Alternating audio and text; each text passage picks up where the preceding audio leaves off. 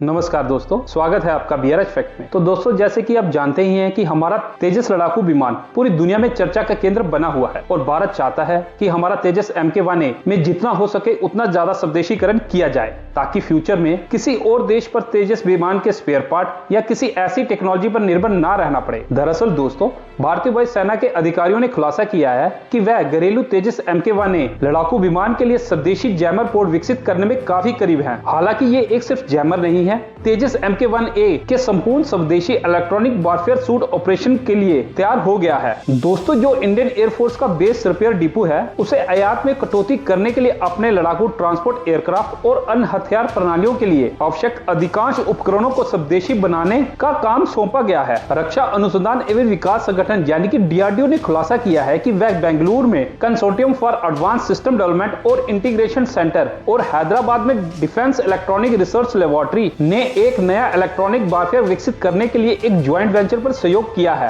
और दोस्तों, electronic warfare suit विशेष रूप से हल्के लड़ाकू विमान तेजस MK1 के लिए है। इस इलेक्ट्रॉनिक वारफेयर सूट में एक advance self protection jammer port के साथ एक रडार वार्निंग रिसीवर सिस्टम शामिल है, जिसे संभावित खतरों के खिलाफ तेजस MK1A को मजबूत करने के लिए इंजीनियरिंग किया गया है। दोस्तों, DRDO के अनुसार स्वदेशी radar warning system radio frequency और डिजिटल टेक्नोलॉजी का उपयोग करने में सक्षम होगा। ये पूरी तरह से डिजिटल समाधान एडवांस एल्गोरिथम द्वारा रियल टाइम सिग्नल प्रोसेसिंग को नियोजित करता है, जिससे इलेक्ट्रॉनिक युद्ध प्रणालियों में एक नया मानक स्थापित होगा। दोस्तों, रडार वार्निंग रिसीवर सिस्टम के साथ मिलकर advance self protection jammer port, जिसका उद्देश्य तेजस के आउटबोर्ड स्टेशन पर इंटीग्रेशन करना है, विमान को land based acquisition radar, fire control radar, anti aircraft artillery से बचने में महत्वपूर्ण भूमिका निभाता है और air one multi mode radars, ultra face array technology, ultra wide band digital radio frequency और एक inbuilt cooling system ASPJ port का उपयोग। दोस्तों, जैसे कि DRDO ने दावा किया है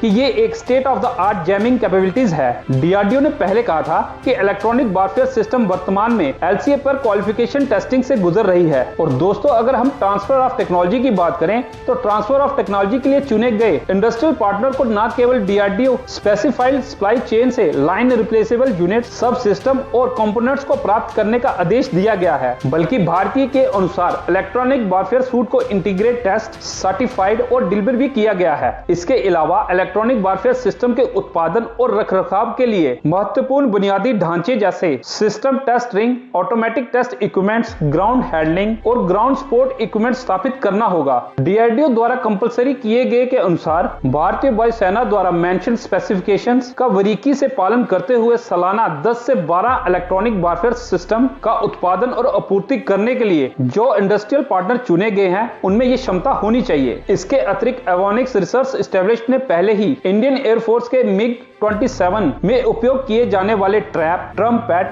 टम्पेस्ट और टस्कर पोर्ट बेस्ड जैमर विकसित किए थे। तो दोस्तों, ये तो हो गए हमारे MK1 के लिए जैमर और स्वदेशी इलेक्ट्रॉनिक वारफेयर सूट की बात। अब इसके साथ एक खबर और निकल कर आ रही है हमारी नौसेना से। दोस्तों, आगे बढ़ने से पहले आपसे एक छोटी सी रिक्वेस्ट है, अगर आपने मेरे चैनल को सब्सक्राइब नहीं किया है तो प्लीज सब्सक्राइब कर लेना और बेल आइकन को भी प्रेस कर देना ताकि आपको आने वाली वीडियो की नोटिफिकेशन मिल जाए। दरअसल दोस्तों, भारतीय नौसेना का तीसरा मिसाइल कम एनिमेशन बार्ज मिल गया है और इसका नाम MCA LSAM-7 है। हमारे बहुत से दोस्तों को इसकी जानकारी नहीं होगी कि आखिरकार ये है क्या और इसका क्या काम है। तो दोस्तों, मैं आपको बता दूं कि ये एक ट्रांसपोर्ट व्हीसल या फिर आप इसे एक कार्गो जहाज कह सकते हैं। इसकी मदद से नौसेना को परिवहन, आवश्यक सामान को ले जाने और चढ़ाने उतारने की सुविधा प्रदान, ऑपरेशनल एक्टिविटीज में तेजी प्रदान होती है और इसमें मिसाइल और गोला बारूद भी ले जा सकते हैं। दोस्तों, नौसेना में शामिल करते समय पश्चिमी नौसेना कमान के रिफिट ऑफिसर कमांडर आशीष सहगल मौजूद थे। इस बार्ज पर 8 मिसाइलों के साथ साथ गोला बारूद लेकर जा सकते हैं और इसे बनाया है विशाखापट्टनम की निजी कंपनी मैसर सिकॉन इंजीनियरिंग प्रोजेक्ट्स प्राइवेट लिमिटेड ने। ये बार्ज नौसेना के लिए कम से कम 30 साल काम करेगा। दोस्तों, इस बोर्ड की वजह से हमारी नौसेनाओं को